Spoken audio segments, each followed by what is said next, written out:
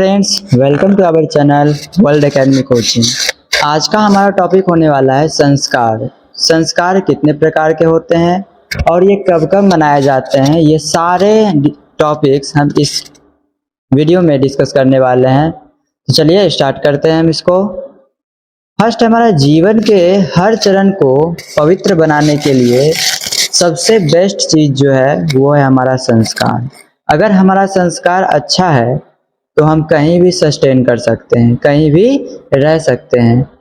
जैसे हिंदू धर्म में हमारे कुल 16 संस्कार हैं और ये टोटल 5 प्रकार के होते हैं। ये कुल 5 प्रकार के होते हैं, 5 प्रकार के होते हैं, जिसमें से हमारा पहला जो है वो जन्म के पूर्व का संस्कार है।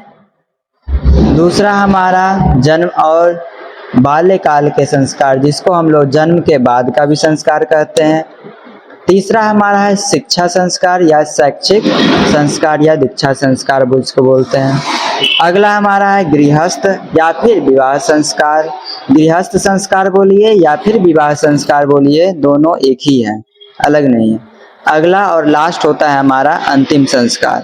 तो ये टोटल हमारे 5 प्रकार के संस्कार होते हैं और ये सभी प्रकार में वो टोटल 16 के 16 अलग अलग प्रकार से डिवाइड किया गया है।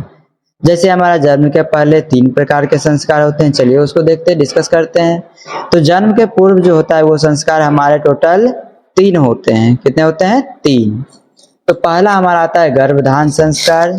जब माँ एक गर्भवती होती है तो संतान के स्वास्थ्य के लिए या फिर उसके रक्षा करने के लिए हम लोग गर्भधारण या संस्कार करते हैं, संतान की प्राप्ति के खुशी में। दूसरा होता है हमारा पुंसवन संस्कार, जो कि गर्भ के तीसरे महीने में स्वास्थ्य संतान की कामना करने के लिए हम लोग करते हैं।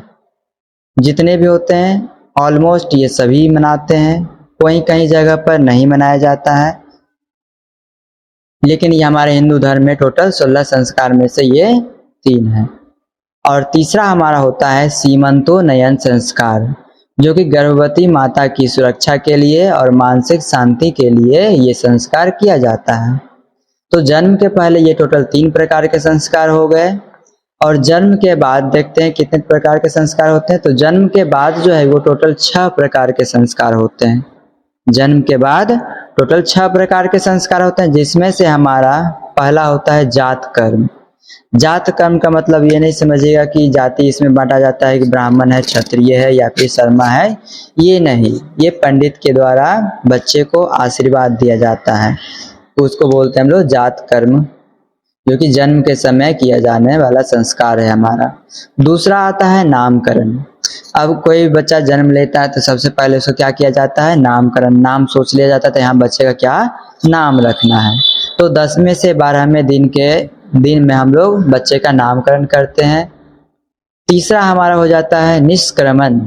चौथे महीने में पहली बार सूर्य दर्शन करवाया जाता है बच्चों को, जिसको हम लोग निष्क्रमण कहते हैं।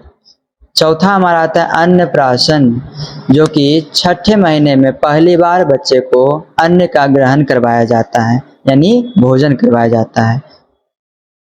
अगला 5वां हमारा आता है चूड़ा कर्म, जिसको हम लोग मुंडन या फिर पहले या तीसरे वर्ष में ये होता है। 1 से लेकर 3रे वर्ष तक में आप कभी भी ये संस्कार करवा सकते हैं। अगला हमारा 6ठा और लास्ट इसका इस टॉपिक का यानी जन्म के बाद वाला संस्कार का 6ठा हमारा है कर्णवेद, जिसको कर्णवेद भी कहीं कहीं पर बोला जाता है, जो कि 3रे या फिर 5वें वर्ष में कान का छेद किया जाता है, यानी कान में छेद किया जाता है बच्चे को। ये हमारा टोटल 6 प्रकार के हो गए जन्म के बाद वाला संस्कार।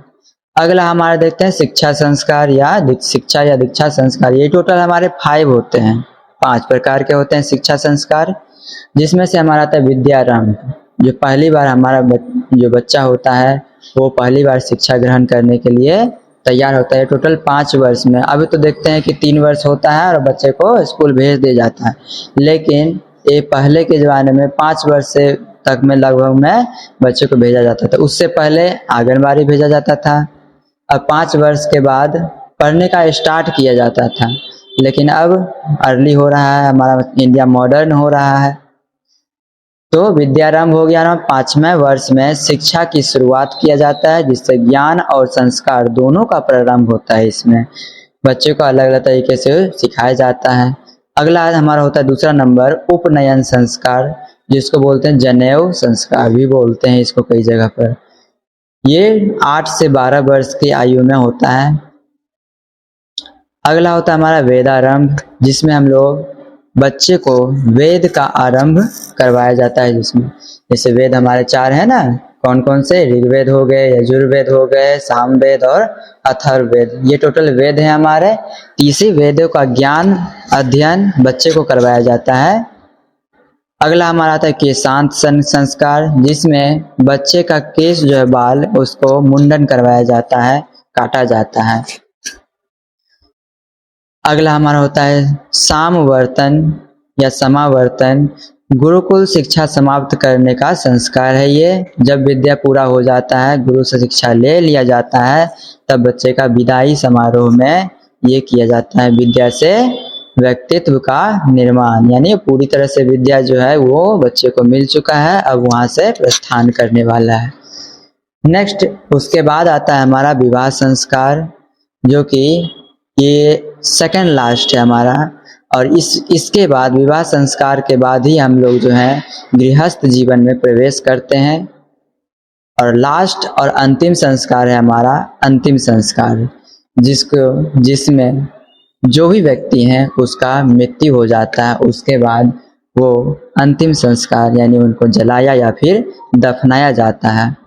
और संदेश जन्म से लेकर हमारा मृत्यु तक का ये पूरा जीवन शैली रहा है हमारा। यही हमारा जन्म से लेकर मृत्यु तक का यात्रा था। आशा करते हैं ये पसंद आया होगा। धन्यवाद। यही अध्याय हम समाप्त करते हैं।